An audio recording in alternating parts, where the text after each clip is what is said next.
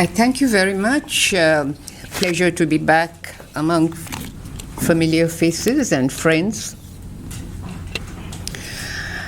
I don't plan to make any comments on the presentations, but let me make two opening remarks before we start discussing the issue. You know, political theory has to be a historical venture. There is no political theory unless we look at the ideas, history of ideas. Political theory is different. Political theorists are supposed to address the political predicament of the day and tell us how best to resolve it. And for that, we need the help of our ideas since the ancients. The first question, can Indian political theorists access our resources of ancient India the way that Europeans can access the thought of Greece and Rome? Because we must not forget that in the 18th century, the whole metaphysical tradition of Vedanta was discovered by the German Romantics and subsequently became an object of great fascination for not only German scholars, but also the colonial power. I asked a friend of mine who teaches philosophy, what percentage of philosophy courses are in Indian philosophy? And she said 50%, and they're all taught through Wittgenstein. You should see the agonized debate read the agonized debate between philosophers on the rupture that was created when our ancient traditions began to be interpreted and the approaches, the methodologies of studying Indian philosophy began to be approaches. And I will just mention two philosophers every student of political theory should address: Bimal Matilal and J.N. Mohanty. Secondly, you know, J.N. Mohanty has remarked that ancient India, the Vedantic tradition, was very much like the Greeks because it was a tradition of debates. Except that in India, they never discussed the collective self. The Greeks did. In India, the debates were all about emancipation of the self. Now, that tradition of the polis, of the collective, being an object of investigation by political theorists, has to be looked at in a very short history way. Where do we look to? Political Science Department, the first department was created in 1920-21 in Madras, I think. And from then, when we teach political theory as the history of ideas, there has been no attempt to conceptualize these ideas. So you start with Raja Ram Mohan Roy and end with whoever is the latest fashion. Right? So then we go to philosophy, because philosophy is the root of political theory. And philosophy itself doesn't know where it stands, because you're so concerned with the way that the whole philosophical tradition has been cast in the Western mode of understanding. With these two opening remarks, and I'm not going to speak anymore, may I invite Professor Vidhu Verma to make a presentation? Vidhu? No, she's supposed to. Okay. Sorry.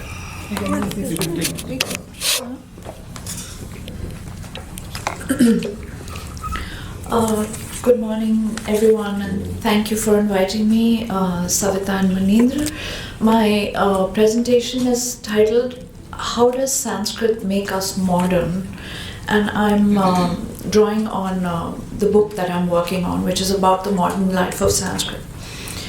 So Sanskrit is unique among the classical languages of Asia and Europe. Unlike all its sister languages that flourished in the ancient world, it continues to live in modern times. It is not just that it is taught, studied, and preserved in universities and archives. It is not just that it is used as a liturgical and learned language in temples and monasteries. It is not just that it is used for rituals and worship by ordinary Hindus. The Indian government, as well as Hindu organizations of various sorts, have made efforts to popularize it as a spoken language, with television and radio shows, newspapers, films, and classes for students at all levels available fairly easily all over the country. There is an active community of scholars at specialized institutions who continue to produce new works of poetry, drama, philosophy, theology, and criticism in Sanskrit. Although the number of Sanskrit experts may be small, it is difficult to say whether it is significantly smaller in the 21st century than it might have been 1,000 years ago, or in the Mughal Empire, or in British India. For at no point in its long history was Sanskrit a mass phenomenon. A few important features of Sanskrit that distinguished it in the past: that it was a vehicle par excellence of erudition, that it was an idiom accessible only to sociocultural elites, that it had both bell-letristic and scientific dimensions, that it was central to a variety of religious traditions that we may call Indic, including Hinduism, Buddhism, Jainism, and Sikhism, that it traveled widely without having a specific geocultural address from which it originated, or an associated ethno-linguistic community of native speakers, and that it enjoyed state patronage which was fluctuating rather than stable and consistent. All of these features are in some sense true even today. But it is also indisputable that the overall vitality and prestige of Sanskrit have declined steadily since the advent of colonialism on the subcontinent, and that political independence in India in the mid-20th century did not necessarily reverse this trend. In the last quarter of the 18th century, once the British Orientalist and jurist William Jones realized that the classical languages of Europe, Greek and Latin, probably had a common ancestor with the classical languages of India, Sanskrit and Persian, a vast field of Indo-Europeanist comparativism opened up. Throughout the 19th century, the study of India in Europe, known as Indology, flourished, with Sanskrit philology as the key that was used to unlock the vast literature of India's ancient and diverse civilization. Not just the British, but all the major European powers, Germany, France, Austria, Italy, etc., took an interest in the study of the Sanskrit language and its texts as a way to learn about their own supposed Indo-European ancestry, whether linguistic or cultural. But knowledge being power, Indology became an indispensable handmaiden of British imperialism in India. By learning to read Sanskrit and translating it into English, the British gained unparalleled access to the history and culture of the subcontinent that they wished to colonize and subjugate. In a perverse sense, then, the British conquest of India from the 18th century, and even before that, from the 16th century with the arrival of the Christian missionaries to Indian shores, inaugurated in the history of Sanskrit a new chapter, that of Orientalism, Indo-European studies, and Indology. And while this encounter of Europe with India did not give rise to new kinds of thought or writing in Sanskrit, which actually remained true to its traditional preoccupations, genres, and methods, conversely, learning to read Sanskrit had a huge effect on the knowledge systems of modern Europe. Put in a somewhat dramatic fashion, while the British colonized India through political, economic, and military means, in what could be thought of as a stroke of epistemic justice, it was really Sanskrit that entered into the hearts and minds of many European thinkers, influential ones, and transformed the ways in which they made sense of the world. So to put it more directly, and this is something that I will argue in the course of my book, Sanskrit has, in the past 100 or 200 years, enjoyed a new lease of life through its profound impact on the West, seen most clearly in the emergence of the modern social sciences. How did Sanskrit travel so far outside its proper purview, which for 2.5 millennia lay within the cultural sphere, vast though it was, of pre-modern India, and that too of its Brahmin literati? How did it move out of its home in the aesthetic imagination, in religious belief, and in philosophical discourses? How did it then appear in the midst of an array of disciplines born during the late 19th and early 20th centuries in the world capitals of imperial power, scientific rationality, and cosmopolitan modernity, like London and Paris, Vienna and Berlin, Geneva and Zurich? The very notion that such a thing may have happened seems preposterous when stated baldly. Yet my proposition is exactly this. The discovery of Sanskrit and through it of a vast array of Indic narratives, ideas, myths, theories, doctrines and arguments by the European missionaries, merchants, scholars, administrators, intellectuals and artists who came to India or came into contact with Sanskrit texts by learning the language or by reading it in translation over a long period from the 17th to the 19th century contributed in a fundamental way to the making of the modern disciplines that we think of as being purely Western in origin and unproblematically universal in their validity. For us, in the way that we are taught to look upon global history from the time of Christopher Columbus, not only are these disciplines products of the European Enlightenment, they are then disseminated to India and in other parts of the world through the agency of imperialism and colonialism. When these forms of knowledge come to the colonies, they supplant, partly by force and partly by persuasion, local knowledge systems, which is also good for the colonized, so we are given to believe. The colonizers see themselves as educating, reforming, uplifting, improving, and ultimately civilizing the non-West through modern institutions and modern disciplines. But can we say with any confidence that these disciplines would have taken the form that they did had it not been for a long and slow process of epistemic osmosis, where knowledge flowed, albeit selectively, from India into Europe, as much as it did from Europe into India?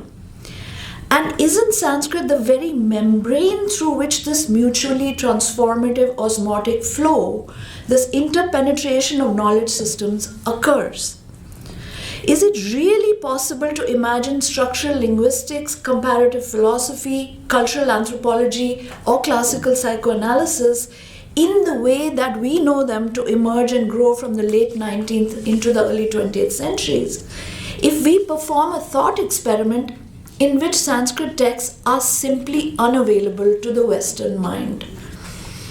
An intellectual history of the modern life of Sanskrit cannot proceed by looking only at what is happening in or to Sanskrit itself in modern times, whether in India or elsewhere.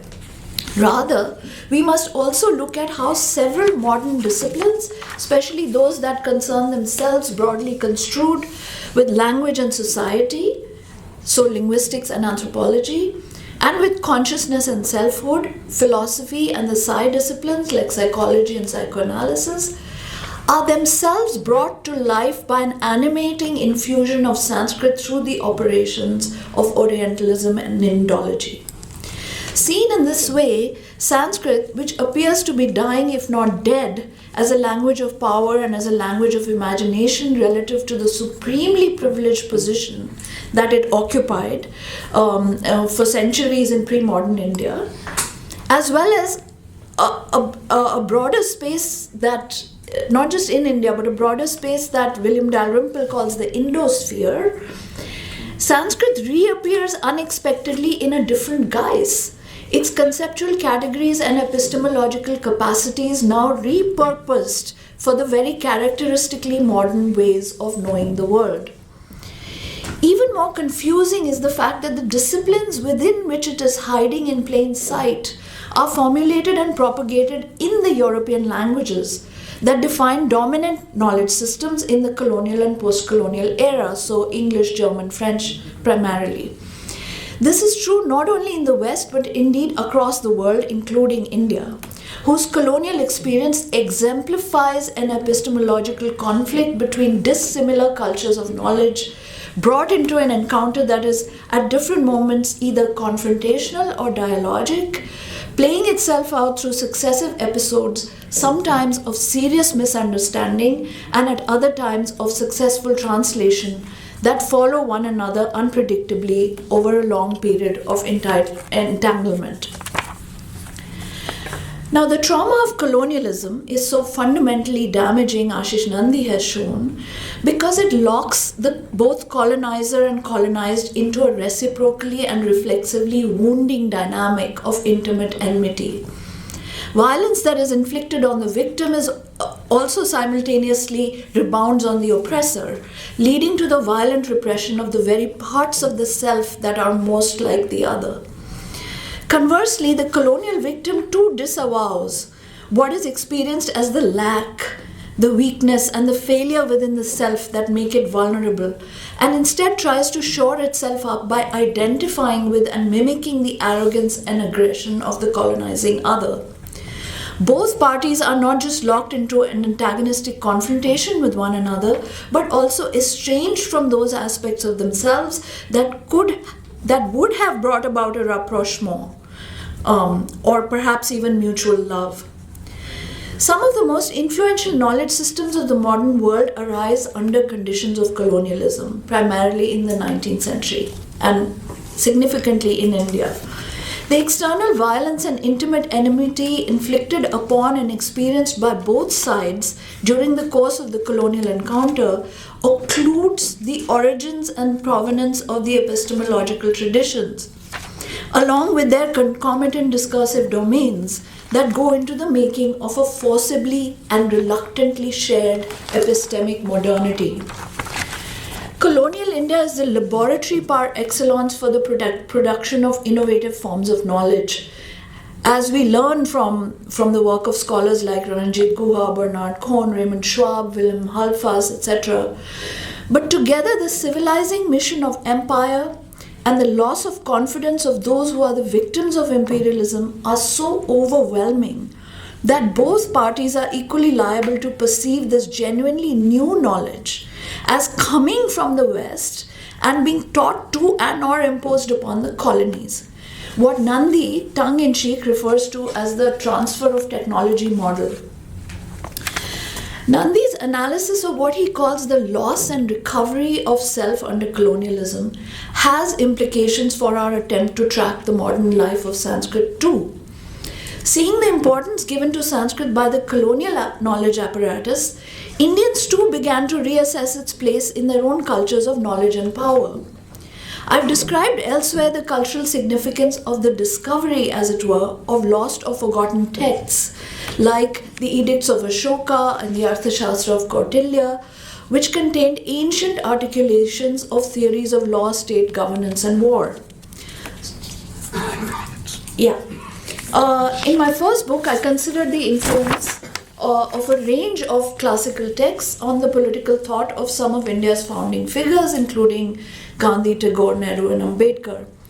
I argued that these intellectuals and leaders and many others involved in the religious and social reform movements, as well as the anti-colonial and nationalist movements from the late 19th century up to the promulgation of independent India's constitution in 1950, turned to classical sources to formulate their ideas about political sovereignty, collective selfhood, and ethical norms for the new republic. Besides the templates of liberty, equality, fraternity, and democracy learned from the West and adapted for India's needs as an independent nation, it is equally important to recognize the role of Indian traditions in what is broadly called political thought that helps the founders to imagine a distinct path for Indian modernity. Gandhi turned to the Bhagavad Gita and Jain teachings for conceptualizing Swaraj, Ahimsa, and Satyagrah, while Nehru turned to the Ashokan Dhamma for his pluralist and pacifist ideals. Rabindranath's conception of historical time and patriotic love was tinged with the idea of viraha, a separation from the beloved that never ends in union, but extends indefinitely, his modern political imagination colored by the aesthetics of his ancient poetic ancestor Kalidasa. Ambedkar, I suggested, arrived in his political journey at a conversion to a new sect of Buddhism, the Navayana, because of the centrality of the Buddhist ethic of the idea of dukkha, suffering. He interpreted dukkha not as individual suffering caused by karmic debt and inescapable mortality, but as social suffering caused by the inequality and injustice of the caste system that afflicts Indian society as a whole. So, elsewhere, I have examined how Ambedkar studied not just the Pali canon, of the ancient Dhamma to craft a Protestant Buddhism, but also the Brahmanical literature in Sanskrit, the Vedas, Smritis, Puranas, epics, Shastras, etc., to excoriate and ultimately reject Hindu Dharma, particularly Varnashrama Dharma, for its cornerstones of hierarchy, patriarchy, and fatalism. The engagement with Indian political traditions was mediated, inflected, and offset by Western political thought, by the ideas of self-sovereignty, society, and morality drawn from a range of socio-religious traditions available in India, including Buddhism, Hinduism, Jainism, Islam, Christianity, and Bhakti, and by the critical impulses of many of the founders who opposed nationalism and communalism as ideologies, even as they struggled against colonialism and imperialism. I wanted to show that India's quest for the Swa in Swaraj, that is to say, political selfhood in political self-rule, was neither flatly nativist nor uncritically derivative. There's a complex and sometimes contradictory interplay of East and West, tradition and modernity at work. Ambedkar admired the American Constitution, burned the Manusmriti, and rejected the Four Noble Truths. Rabindranath railed against nationalism as much in Japan or the US as he did in India, but eventually came to be the national poet. His poem in Sanskritic Bengali enshrined as the Indian national anthem. Nehru's admiration for Akbar's Deen-e-Ilahi and Sule-Kul contributed to his secular ethos and his protection of cultural diversity. His invocation of Ashoka's Panchsheel as much as Kautilya's Arthashastra guided his foreign policy and domestic statecraft. And the Ashokan Dhammachakra and Sarnath Lion capital ended up on India's national flag and state seal respectively. So I'm just summarizing my findings about the two modernists, Nehru and Ambedkar, who were the most westernized and anglophone of India's anti-colonial leadership. The question I would like to pose is, in what ways does the coming of colonialism and the emergence of a colonial consciousness among India's political thought leaders affect their perception of Sanskrit? How is Sanskrit re-evaluated and how is it instrumentalized? What are the politics of these maneuvers?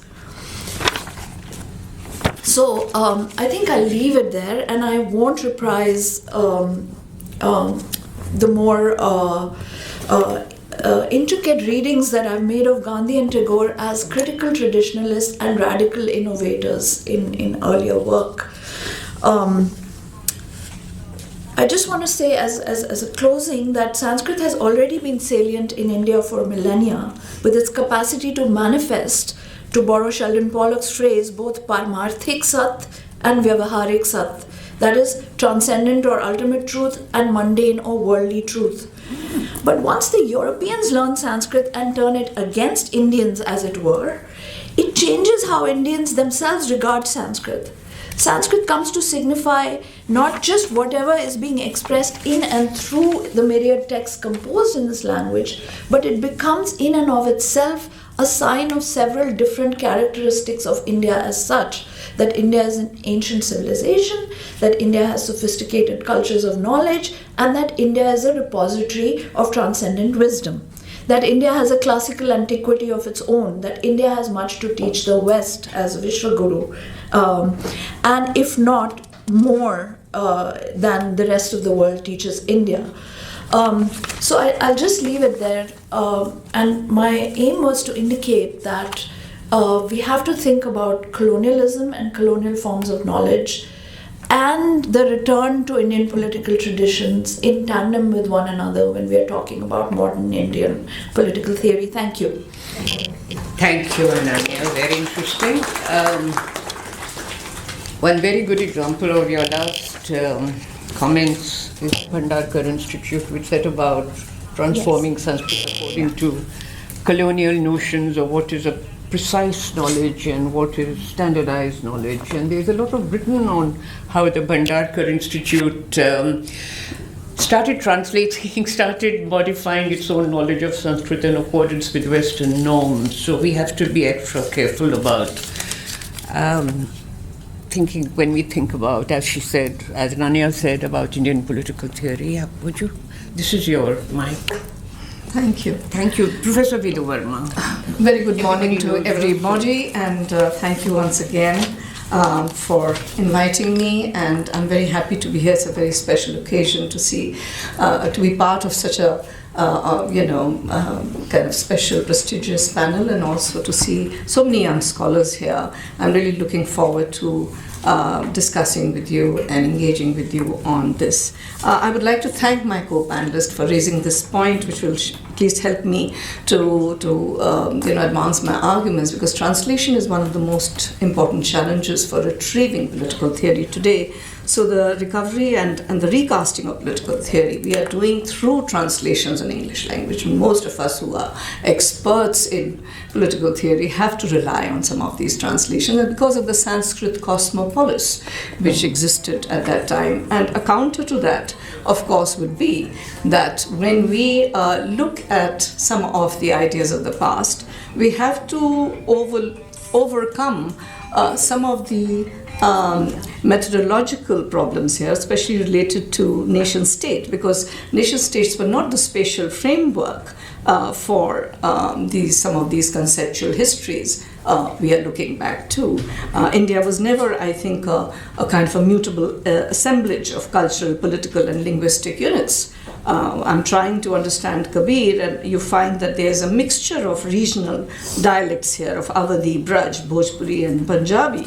So it is not possible really for anybody to also understand oral compositions in one language. So translation will be one of the biggest challenges, and we should take that as given. And I'm very happy that you've raised it, and that makes my task easier.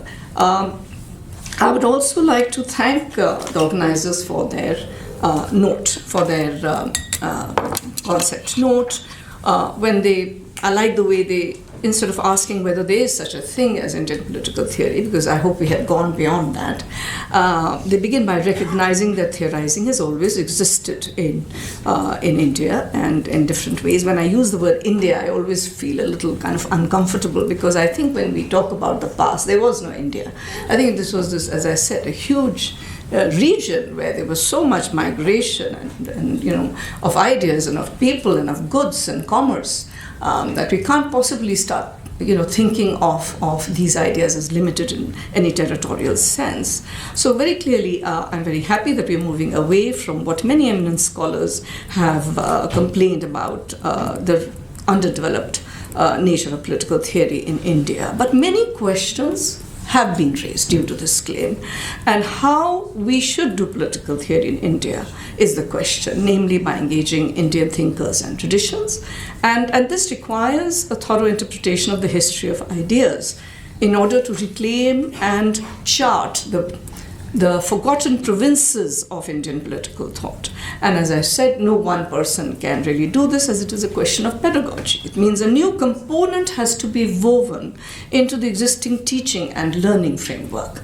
And that will take time. But we also need a second type of exercise, which I call an analytical exercise, that reveals the models of reasoning which structure these discourses. So the need for analysis is demonstrated by the observation that conceptions like equality, they're patched together from very different discursive sources. And that is why my aim today is really to introduce some of these terms like samta in contemporary political discourse, giving them new meanings and political significance, and to study the intersections between statist projects of emancipation related to equality and the popular utopias of equality. Do they have any connection, or were they just running parallel?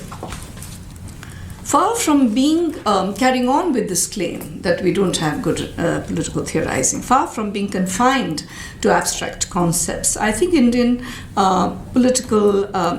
Indian intellectual traditions and anti-colonial political thought, these are two different things, have been integral to our political discourse and public life in recent years.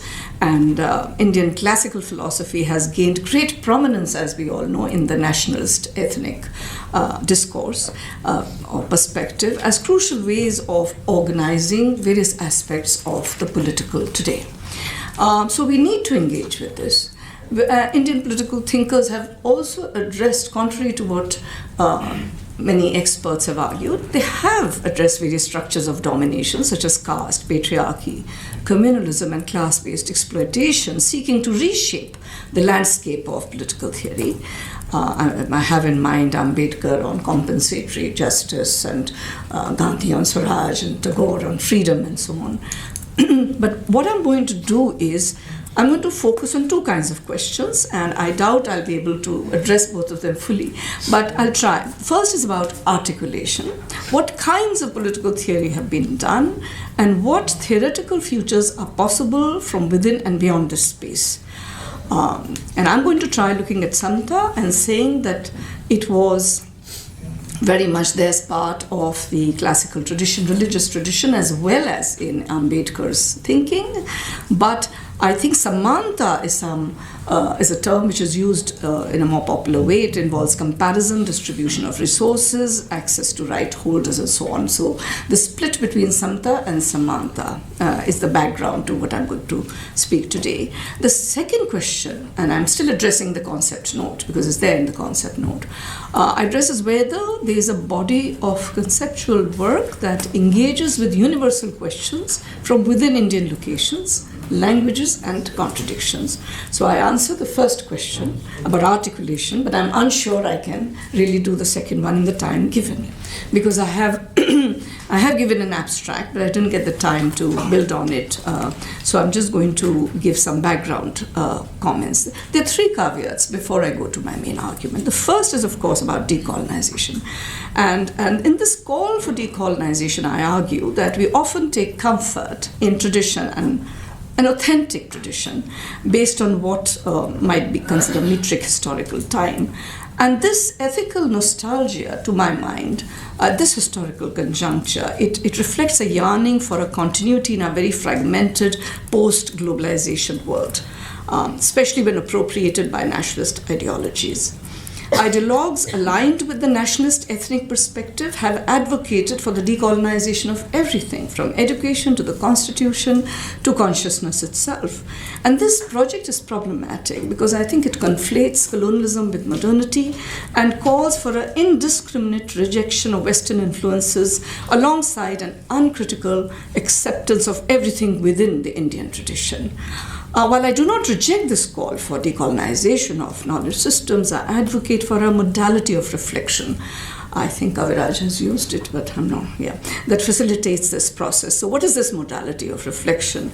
And I think this seminar represents a window of opportunity for new or previously ignored conceptions to be brought into play, thus provoking the thought that some aspects of non-Western thought may hold resources for a more sustainable future. Second is the methodological one. Now, after the era of Western hegemony, what should the internal structure of social science look?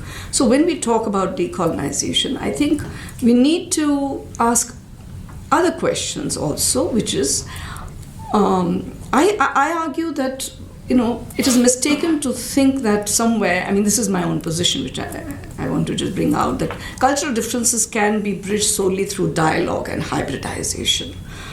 Leading to some kind of a common understanding. I find this really implausible because the claim that we can discuss, evaluate, integrate practices from many cultures ignores the dependence of these practices on incommensurable background presuppositions. So I'm a little kind of cautious about pluriversal approaches. What does pluriversal approaches mean? It means ontological dissonance, a kind of epistemic incommensurability. So assuming all cultures have some rational aspects that we can somehow catch hold of and then fit them into a universal framework reflects a kind of intellectual arrogance.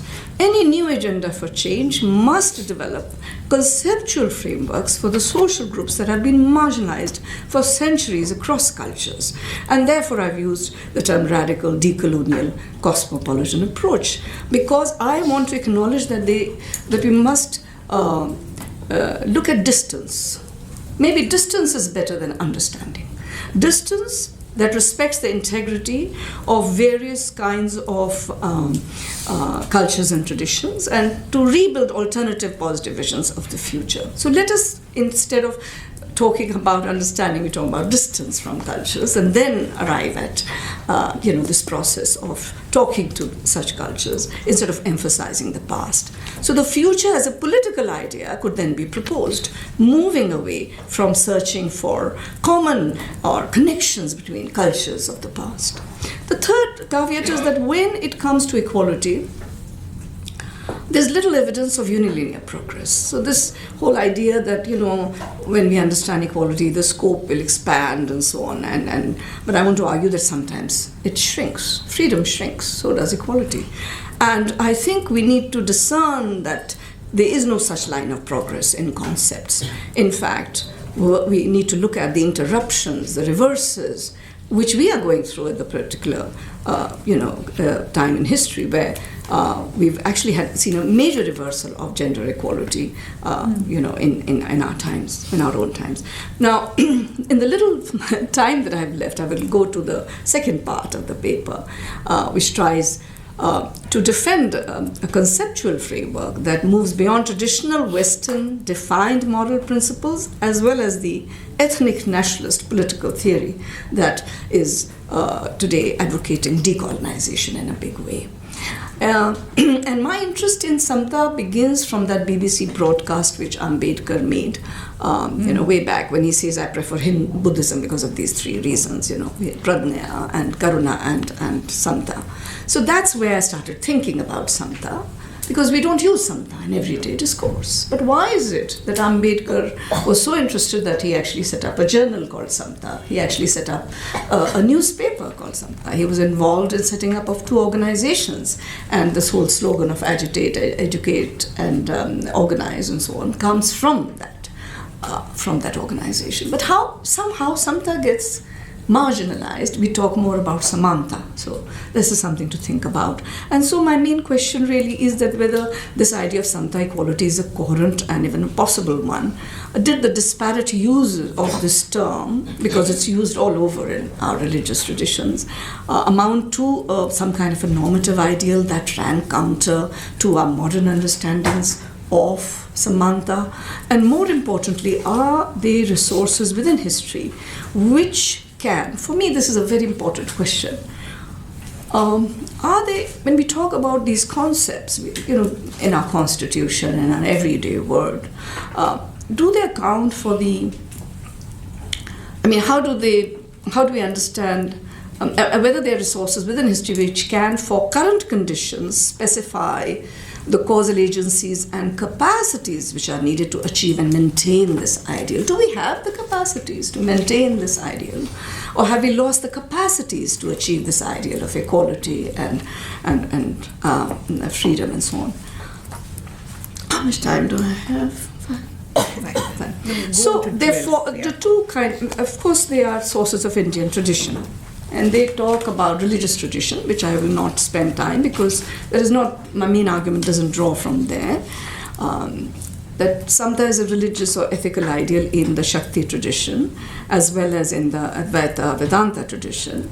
Samta is seen as equanimity, some kind of a dispassion, as representing characteristics of a person who achieves full knowledge of the nature of consciousness and so on, which will lead us out of this world to a better kind of, maybe to moksha, or whatever term you want to use it.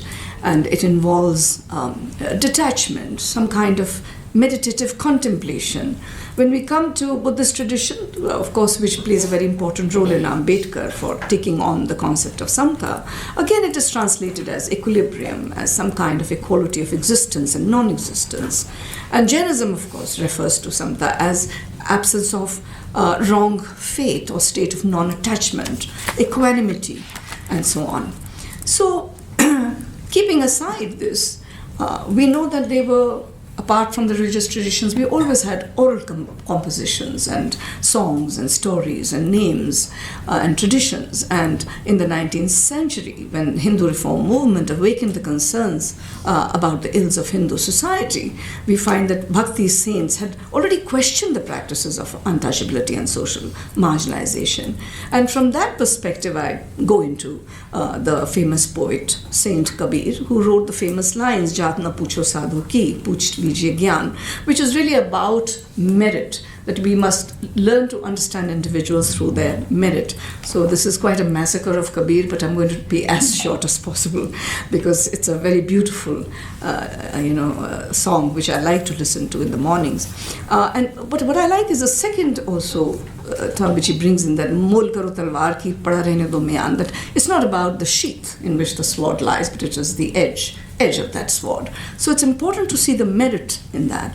Again, he confronts us with the imperative, suno bhai sadhu, moko kahan dhoond rahe, bande main to tere paas mein, na tirth mein, na murath mein, main to ekant nivas mein. So he's questioning how, you don't look for God in idols and in temples and so on. And here I think there's a basic idea of, there's a concept of basic equality, that each individual's good is of equal moral worth and you're able to relate to the transcendental or the divine through that.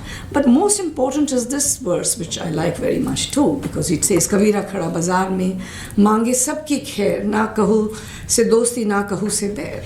Now, this attitude is not a mere alienation of a disinherited soul, as Kabir stands in the marketplace. I think what he's trying to say is that having no friends and no enemies means to have the perfect equanimity, actually. How people come to express their common life or solidarity was by not giving up on the world, but by engaging in the world, to be detached in the way that you connect with everyone in the same way. So this argument about disengagement or detachment to therefore reach out to the other is what I was talking about. So maybe the idea of distance between cultures is important, and somewhere we would just rediscover a new social space and a new social imaginary instead of trying to understand each other when we have such incommensurable kind of ways of looking at life or cultures. So I will just quickly say that I also look at it as a relational understanding of equality, because it's intertwined with other notions such as similarity, independence, respect, and these ideas of equality, however, went well in hand with a deeply hierarchical caste order. And later on, Ambedkar is very critical of the Bhakti tradition, in fact, on these grounds that it did not question in any way caste discrimination in the long run. I've also taken up Ghulamgiri by Phule to look at how his idea of slavery then comes in. And I think slavery as non-domination is a very important contribution to our understanding of equality. And so in both Kabir's and Phule's Cosmopolis, because remember, Phule is also bringing in Tom Paine, as much as Kabir is writing in the region of North India, and we know that these were all songs, these were compositions. He never really wrote this. It was much later in the 1850s when Hindi literature was emerging that all these ideas come together. So I would just like to end here now saying that in Kabir's and Phule's Cosmopolis, what we find is some idea of the equal moral worth of individuals, detachment, similarity, and non-slavery and non-domination. And with that, yes, I think I will end here. We can always discuss. And Thank you. Thank you very much. I think both these papers required far more time that the organizers gave them to fully elaborate their very complex and very interesting arguments. But the organizers have their own compulsions, so sorry about cutting you guys off in full flow. Right, it's 12 o'clock and we have to break at 12:30 unless you're willing to give up your lunch. And that would mean if we leave 15 minutes for questions, Amir and Apala, is it? We get 7.5 minutes each. So if you could please. You go first. Amir. ये चाहिए आपको, ये सब उधर जाए. Only this works. No, this contraptions have to go. What are those things? Thank you. They are Drones? Yeah. Is this fine? has to go because that's I'm scared of it. connected to the recorder. क्या करना मुझे? कुछ नहीं करना है. It's fine.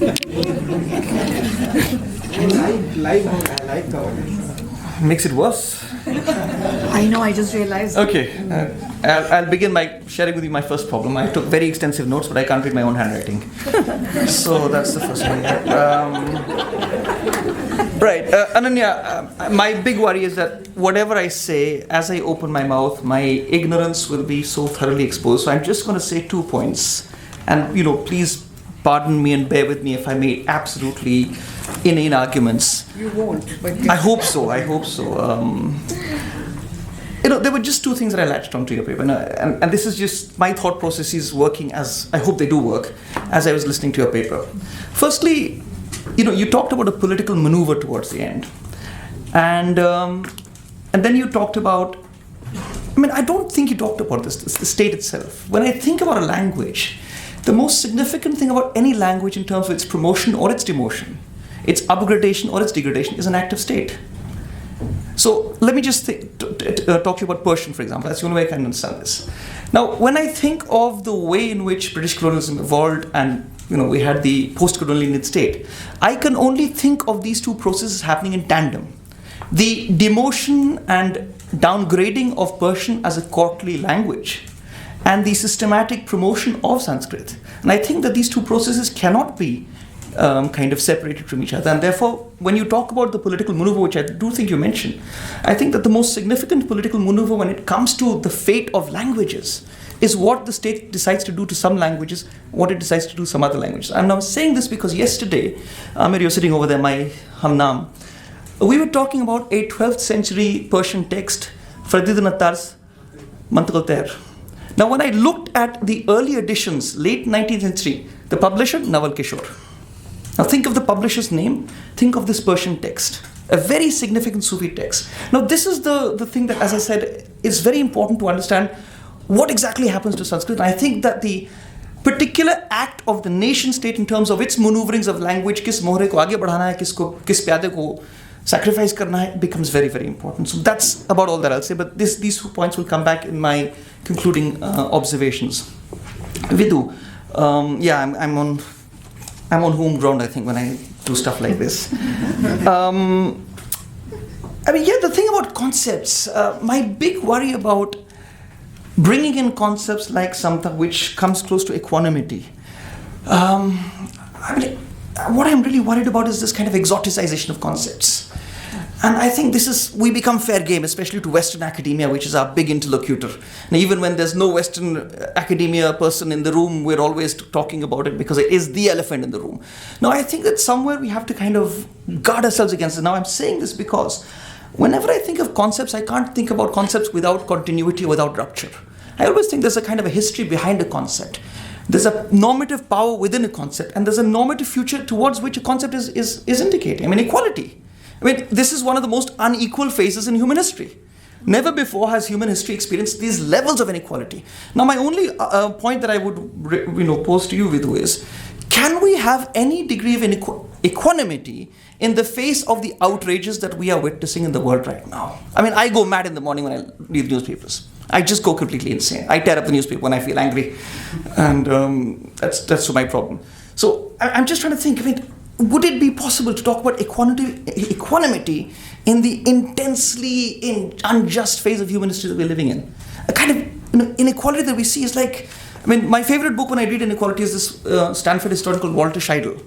And his book is called The Great Leveler. And the point he makes is that whenever in human history, levels of inequality have reached the kind of tipping point that we see today, there are apocalyptic horsemen of the apocalypse who enter. Pandemics, we've seen that, right? Civil war. Mr. Trump, reminds me of Mr. Trump. Genocide. This is what we are witnessing in the world, and therefore I'm just a little worried about whether this kind of equanimity and this kind of, I interpret that as stoic calm repose, I try to practice that. I read Marcus Aurelius every night, Confessions. It just doesn't work with me. Okay, so that's the point that I want to. Decolonization, I want nothing to do with it right now, certainly at this stage. The only people who are doing decolonization very well these days is a man called Mr. Jaishankar. In 2022, at a Bratislava conference, when he was asked about India's stance on Ukraine, he said, well, Europe must come out of this mentality of thinking of the world's problems as its problems as the world problems. So that's decolonization par excellence for you. So at this stage of our political experience, I want nothing to do with decolonization. Okay? Okay, now let me come to 3 quick points, and I hope I don't run out of time. These are broader points. Creativity. I'm always happy to be part of the creative political theory colloquium. Thank you, Maninder and Savita, for inviting me. I should have said this at the beginning, actually. But let me just make one point about creativity. You cannot engineer creativity. You can only garden it. Okay, Baghbani jisko kehte hain. Creativity is one of the most unpredictable things. You don't know when it's going to rise. Now, the point about political theory and creative political theory is that usually it arises in times of intense crisis. And oh boy, don't we have an intense crisis right now. If there's anything, this is the time for intense reflection, not exoticization. Now, this brings me to the next point. Creative political theory can only happen when you have a capacious imagination, not a shrinking imagination. Now, my worry about decolonization is that it partakes of a shrinking imagination. Now, I'm going to make this in the context of the light of the nation state. What has happened to Indian political theory is that it's simply incapable of partaking of the idea of an India that was more than just the confines of the nation state. I have in mind ideas like the subcontinent, or an Urdu term that I grew up with in the Urdu-speaking household that I was part of, the Bar-e-Saghir. A point that no one knows of. It means the Indian subcontinent. Let me extend the idea. When I read a historian like Marshall Hodgson, Chicago historian, right? He talks about the gunpowder empires, contiguous, the Mughals, the Safavids next door in Iran, and the Ottomans, abutting Europe, a Europe that is technicalizing and then kind of pushing on these empires. Or when I read the Harvard historian, we talked about Harvard Divinity School a while ago, right? Mm. The late Harvard historian, it's running out of time. Okay. 1 point should get anyway. He uses the idea of a Balkans to Bengal complex. Now, for a creative political theory, that's the Shah Ahmed. Okay, in his book, What is Islam? I should stop there. Oh, that's abrupt. Thank you. He went so fast that I had to keep pace with you. I had one more point to make. Why don't you let him make it? Let him make the point. Let him make it. Okay, can I say that? Oh, wow, that's like... But I thought you finished. That's why one point is left. Ek bacha hua hai. Okay, last point on cosmopolitanism. I want to make a distinction that I've often made. And again, for political theory, I believe in a rooted cosmopolitanism. Okay, a rooted cosmopolitanism means a cosmopolitanism that has as its locale the part of the world that we are in. I do not believe in an insular indigeneity, which I feel a lot of decolonization is prone to. Now, why am I calling it insular indigeneity? Because in terms of its emphasis on the indigenous, it tends to implode within rather than diffuse. I think, and then you use the word osmosis and diffusion.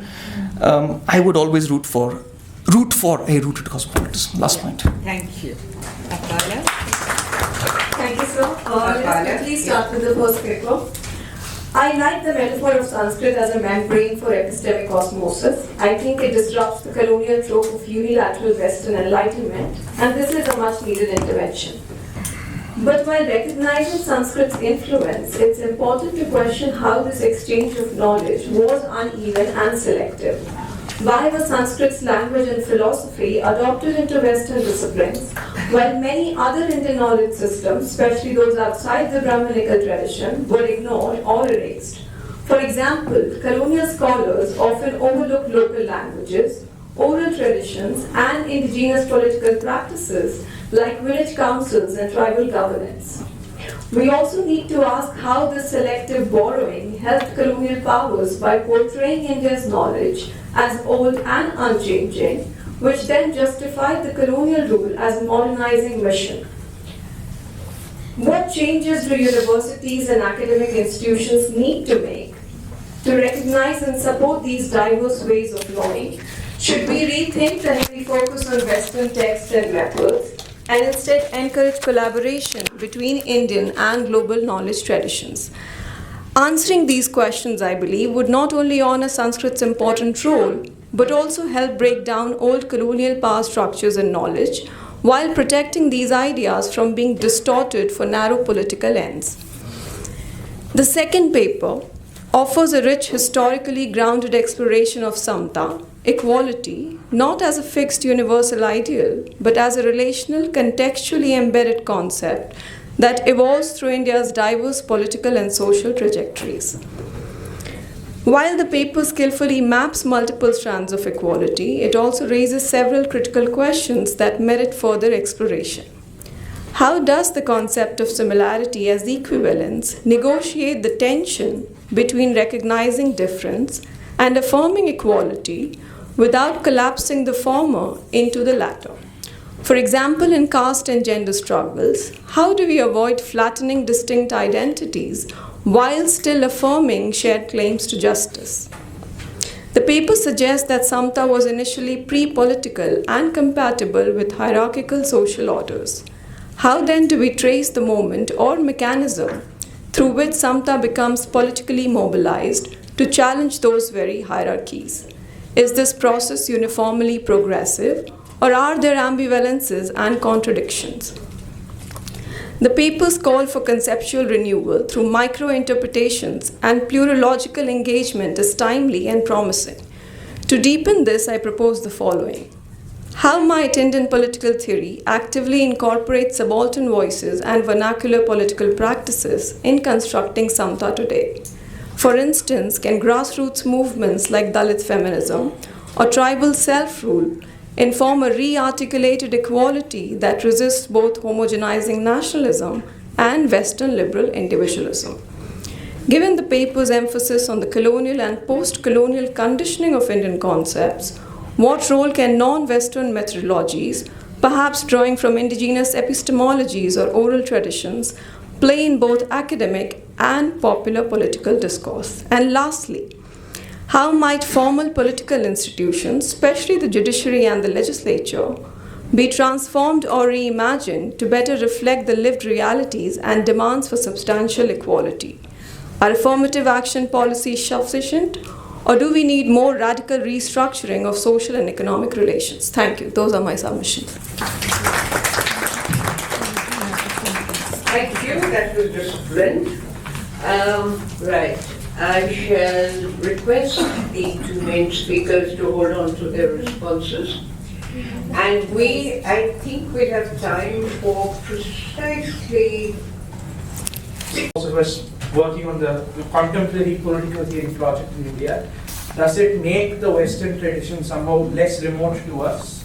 And how do you think that changes basically how we engage with the Western tradition comparatively or as a map to create our own? Thank you. All right. Anybody? One more question from the right side. The world is turning right and there are no questions. Yeah, I suppose. Okay. That right is not this right. Wait. Yeah. I mean, that's in keeping with the right. They don't ask questions. Okay. Yes. Since you're so anxious, come. Now we come to the center. So, actually, there is two questions to the previous panel because my question was not taken because paucity of time, and one question to this panel holistically. So, I think Savita talked about that there is a plural thought and diversity of thinking in the Indian political thought. Question. No, you can't ask Savita a question in this session. No, he was not. 1 minute. So, my question is not to entire Indian political thought but to current modern Indian political thought, where Yogendra Yadav asserted that there has been the emanciated of the political thinking and syndicate of the lack of the political thinking. So he provided various examples, like the more recent example is that in post-colonial during 1980s, so the political thought has been relegated to the world of academia, and it has been only. Sorry to interrupt you. Could you ask questions of the two speakers, yes, please? This is this session. So, yes, sorry to interrupt you. I'm sure you have very important things to say. Yeah. But let's confine it. So this panel, their question has been that the aim of this discussion in modern Indian politics is to decolonize it. So here we are talking about decolonization, and it has become buzzword in this conference room.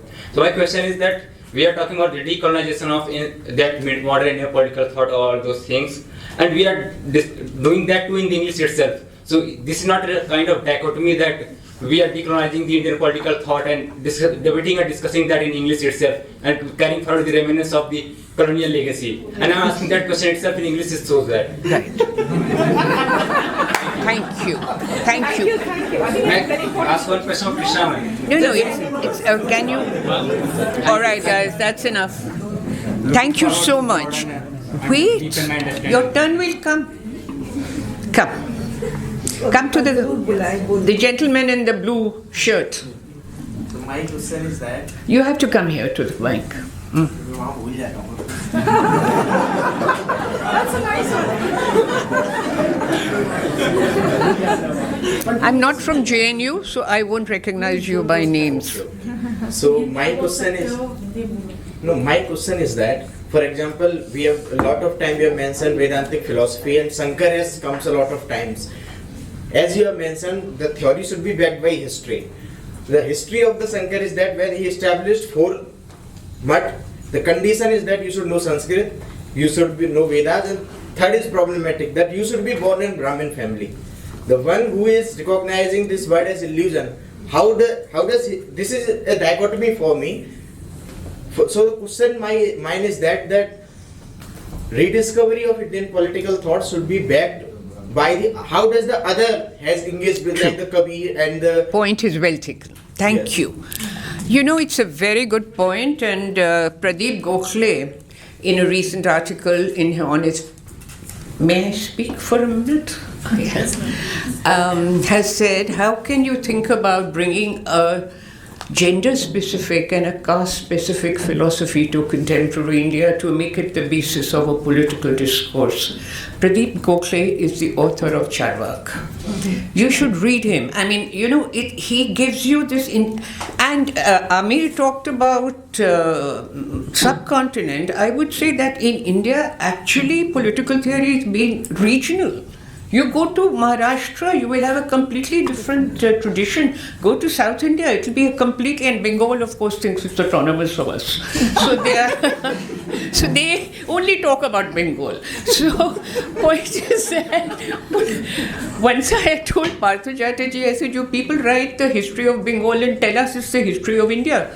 He said, no. He said, we write the history of Bengal, you think it's the history of India. I said, no, that's not the history of Punjab, it's not even the history of Tamil Nadu. I mean, so I would suggest, Tamil, you think very specifically about regionally rooted political theory. And if you go to Pune, Bombay, Mumbai, it's all Phule Ambedkar.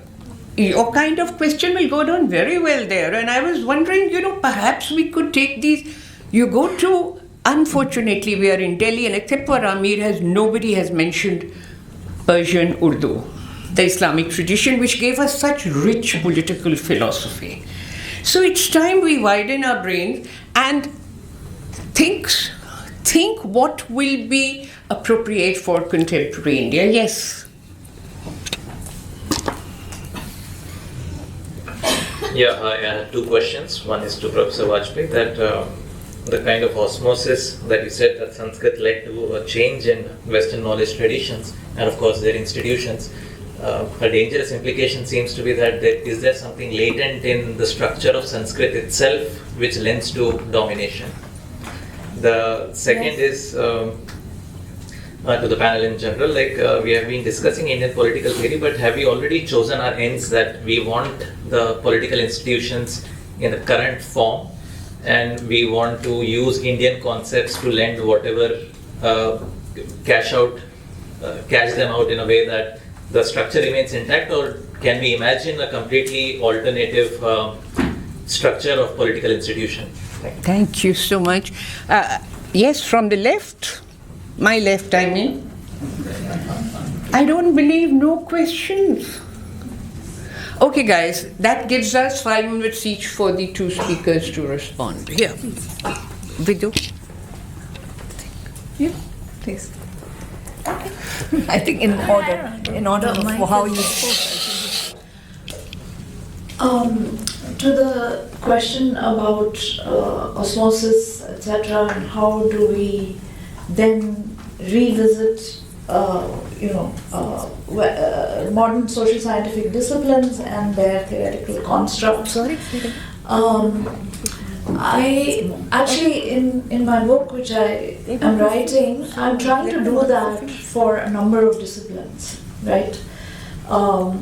The part which I've done over the last year has to do with psychoanalysis and builds on Ashita's work on the conversation between Freud and Girindra Shekhar Bose. And I try to understand the interpenetration of knowledge systems through these encounters between Indian intellectuals who try to become psychoanalysts, and also figures like Romain Rolland, who mediate that conversation between India and Freud and Freudianism in the West. And then I go on to look at how Indology is shaped by psychoanalytic readings, in more recent times by people like Goldman or Doniger and many others. So I'm trying to see that, if there had been no encounter at all with Indian knowledge traditions, could we argue that a discipline like psychoanalysis would have arisen at all without engaging with theories of the self that we have and that have reached the West through this colonial conversation, right? That's one example. Another example is I'm trying to look at modern structural linguistics and Ferdinand de Saussure as a Sanskritist, and how his theory of the sign, of the signifier, of langue and parole, etc. What is its conversation? Its formative, foundational conversation with Panini, Patanjali, etc. I'm trying to reverse read how these modern structures of thought are arising in the first place at that moment of juncture between India and Indic traditions and the West and Enlightenment traditions.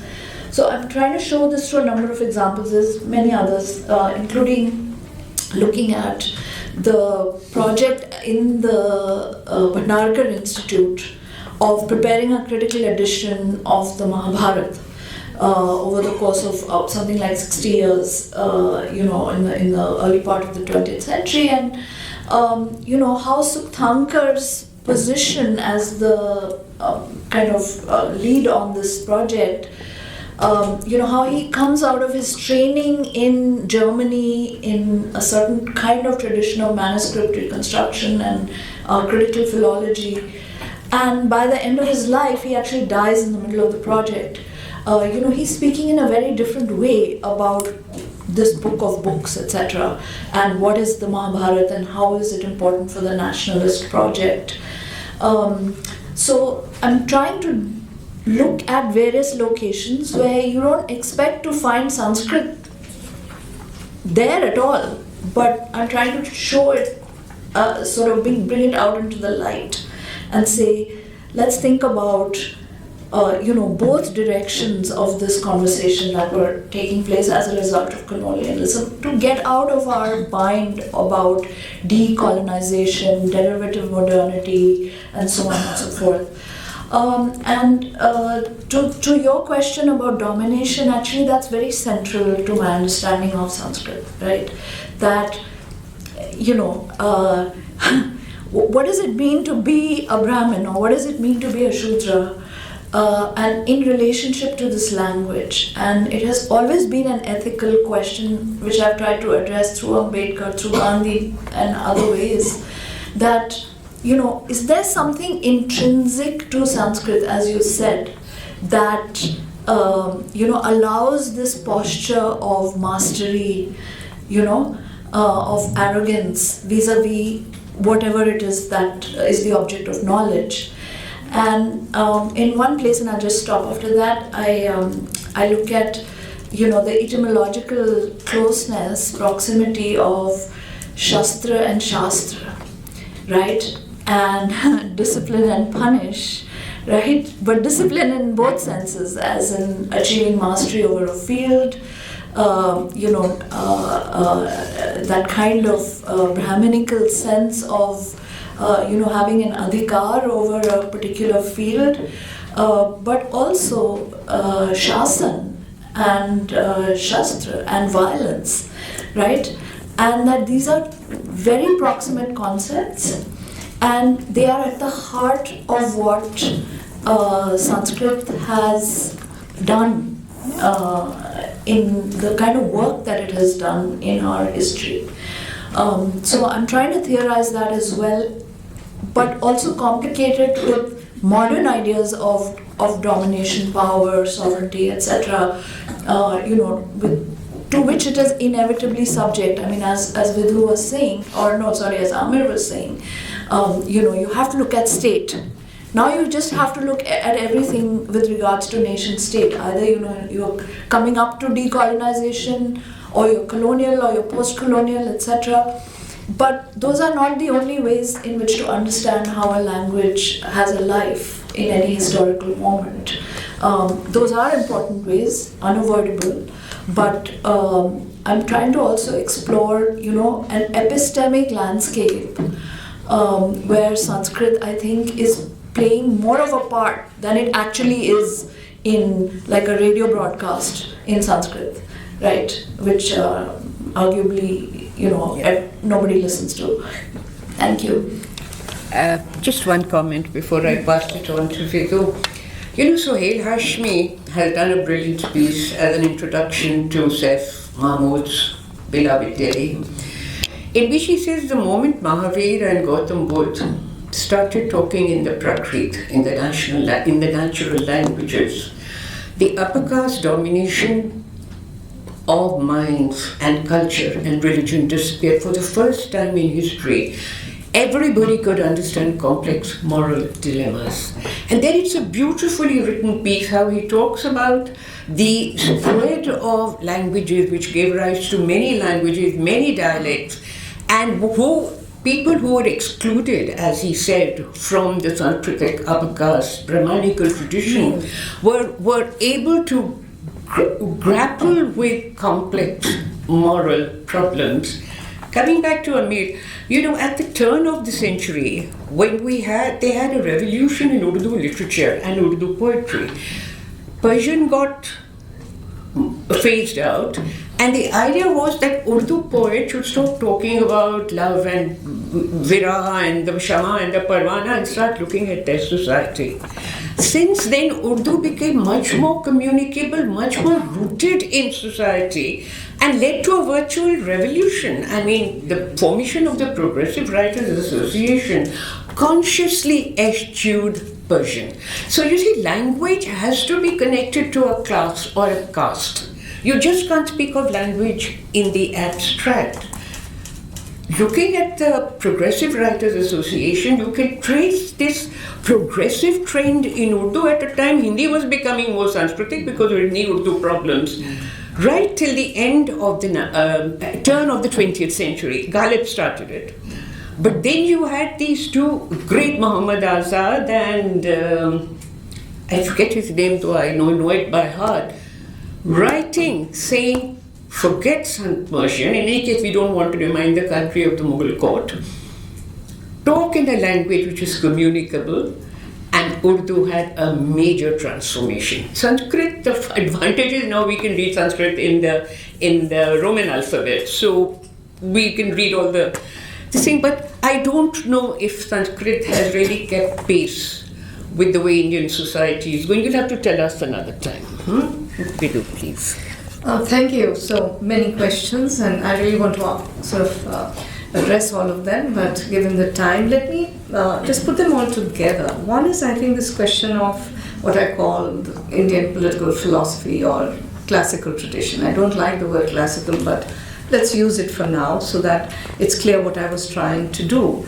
And I think there are, there are lots of problems in getting into the past in that sense, trying to recover all these concepts. There's a vastness of the tradition, which is really mind-boggling. And for that reason, for many years, I spoke about it, or I would write about it, but I really didn't, I didn't write about it. I used to discuss it in class and so on, but I avoided that because I think there's a double-edged sword about reading the past through classical texts, because they can actually constrain us instead of liberating us.